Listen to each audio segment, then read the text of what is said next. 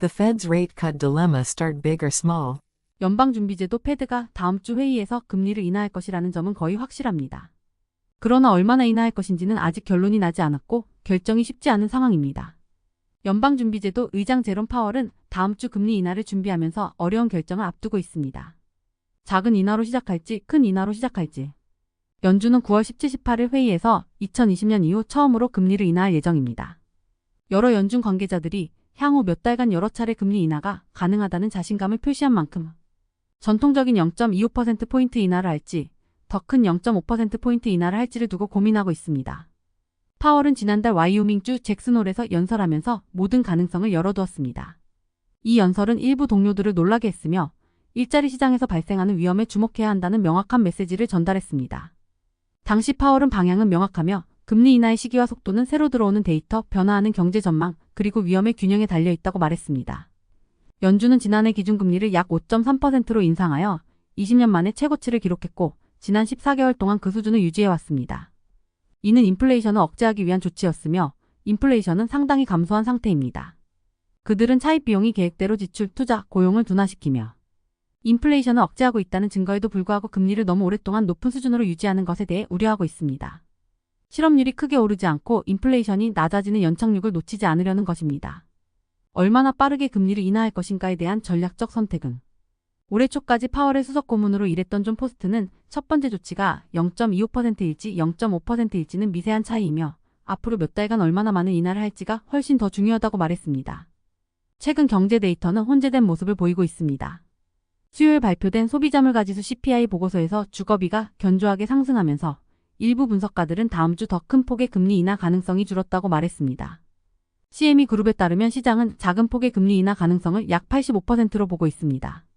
그러나 목요일 발표된 별도의 보고서는 연준이 선호하는 인플레이션 지표에서 8월 기초 물가가 상당히 완화했을 가능성이 있다고 지적하며 연준이 노동시장 약화를 방지하는 데 초점을 맞출 수 있는 여지를 남겼습니다. 한편 6월과 7월의 고용은 초기 보고보다 부진했지만 8월에는 고용 증가세가 개선되었습니다. 해고는 여전히 낮은 수준을 유지하고 있으며 노동부는 지난주 실업수당 청구 건수가 1년 전과 거의 같은 낮은 수준에 머물렀다고 목요일 발표했습니다. 다음 주 회의에서 발표될 분기 경제 전망은 상황을 더 복잡하게 만들 수 있습니다. 이 전망은 연준이 올해 얼마나 많은 금리 인하를 예상하고 있는지를 보여줄 것입니다. 연준은 올해 남은 3번의 회의를 앞두고 있으며 그중 하나가 다음 주, 나머지는 11월과 12월에 열릴 예정입니다. 이러한 전망은 위원회 토론의 결과물은 아니지만 투자자들에게는 금리 인하 폭만큼이나 중요할 수 있습니다. 시장에서는 연준이 올해 100베이시스 포인트 이상 금리를 인하할 것으로 예상하고 있기 때문에 인하 횟수가 더 적을 것으로 보이는 전망이 발표되면 시장이 후퇴할 위험이 있으며 이는 금융 조건을 더 엄격하게 만들어 금리가 낮아지는 순간에도 차입 비용을 상승시킬 수 있습니다. 이 말은 시장이 후퇴하면 금융기관들이 대출을 더 보수적으로 하게 될 가능성이 커집니다. 이는 대출을 받거나 돈을 빌리는 조건이 더 엄격해진다는 뜻입니다. 예를 들어 대출 금리가 높아지거나 대출 승인이 어려워질 수 있습니다. 금리가 낮아지면 일반적으로 돈을 빌리기 쉬워져야 하지만 금융시장이 불안정해지면 오히려 차입비용 대출금리 등이 상승할 수 있습니다. 이는 금융기관들이 리스크를 더 크게 보기 때문입니다. 그래서 금리가 낮아지더라도 실제로 돈을 빌리는 사람들에게는 대출금리가 높아지거나 대출 자체가 어려워질 수 있는 상황이 발생할 수 있습니다. 연준은 일반적으로 0.25포인트, 즉 25베이시스 포인트 단위로 움직이는 것을 선호합니다. 왜냐하면 더 작은 조정이 정책 변화의 영향을 연구할 시간을 더 많이 주기 때문입니다. 일부 관계자들은 경제가 더 약화되는 것으로 보일 때에는 금리 인하 속도를 높이고 싶다는 의견을 제시하기도 했습니다. 현재 및 전직 연준 관계자들에 따르면 작은 규모로 시작하는 것이 경제가 근본적으로 괜찮다는 가정에 바탕을 두고 있습니다. 이들은 50베이시스 포인트의 금리 인하로 시작하면 경제에 대한 더 큰 우려를 전달하거나 시장이 금리 인하 속도가 더 빨라질 것으로 예상하게 만들어 인플레이션과의 싸움을 마치는 데 어려움을 줄 수 있는 시장 랠리를 촉발할 수 있다고 말합니다. 또한 관련된 우려로는 더 큰 금리 인하가 시장으로 하여금 11월과 12월 회의에서도 연준이 동일한 수준으로 금리를 인하할 것이라고 잘못 인식하게 만들 수 있다는 점입니다. 2008년부터 2023년까지 세인트루이스 연준 의장을 지낸 제임스 블라드는 지난주 인터뷰에서 이렇게 하면 중립적인 금리 수준에 매우 빠르게 도달할 것이라는 기대를 만들어낼 것이라고 말했습니다. 중립적인 금리 수준이란 경제 성장을 촉진하지도 억제하지도 않는 금리를 의미합니다. 연준이 폭넓은 합의를 구축하려는 성향과 선거 직전에 더 큰 금리 인하를 설명하는 데 따르는 어려움을 고려할 때 0.25포인트 금리 인하로 시작하는 것이 가장 적은 저항을 받는 길이라는 의견도 있습니다.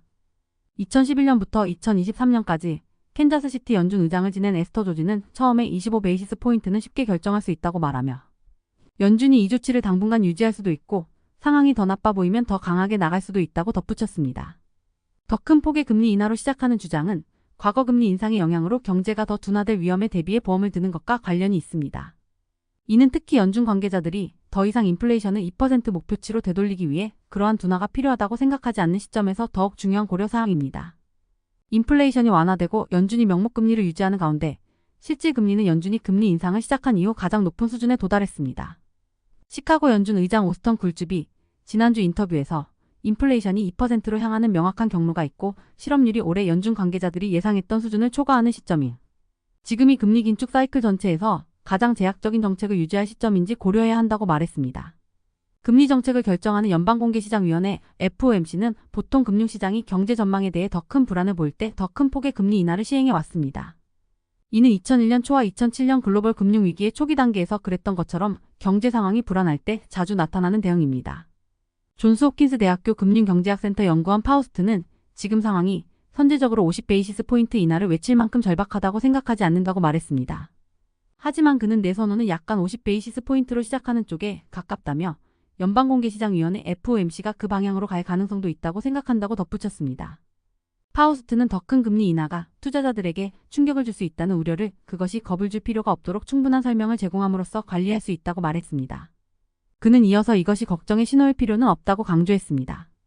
파우스트는 여러 연준 관계자들이 올해 100 베이시스 포인트의 금리 인하를 예상할 것으로 생각한다고 말했습니다.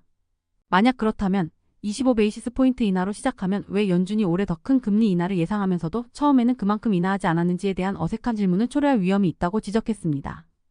2009년부터 2018년까지 뉴욕 연준 의장을 지낸 윌리엄 더들리는 연준 관계자들이 인플레이션 상승 위험과 노동시장 약화 위험이 균형을 이루고 있다고 믿는다면 연준은 금리를 중립 수준에 더 가깝게 유지하고 싶어 할 것이라고 말했습니다. 모든 연준 관계자가 중립금리가 4% 이하라고 믿고 있는 상황에서 25 베이시스 포인트씩 움직이는 것은 이치에 맞지 않으며 논리적으로 그들은 더 빨리 움직여야 한다고 주장했습니다. 이러한 이유로 에스터 조지는 현재 더 큰 금리 인하를 반대하기 어려울 것 같다고 말했습니다.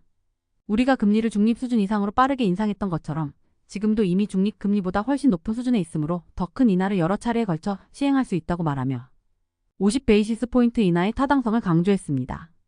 또한 더들리는 지난주 발표된 고용 보고서가 특별히 안심할 만한 것은 아니었다고 말했습니다. 올해 초부터 실업률이 0.5%포인트 상승했기 때문입니다.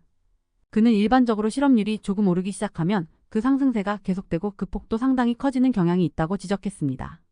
최근 몇 달 동안 주택시장이 부진했고 8월에 건설 부문에서 일자리가 늘어났지만 신규 주거 건설의 감소는 향후 고용에서 또 다른 잠재적인 약화 요인으로 작용할 수 있습니다. 저소득층과 중산층 소비자를 대상으로 하는 기업과 금융회사들은 더 큰 부담의 징후를 보고 있으며 개인 저축률은 7월에 2.9%로 떨어져 2007년 이후 최저 수준에 근접했습니다. 올해 경제가 비교적 견고한 성장세를 보이고 있지만 우리는 저축을 줄이고 차입을 늘림으로써 이러한 성장을 지탱해 왔습니다. 이는 지속 가능하지 않습니다.고 전 연준 부의장 도널드 코는 말했습니다.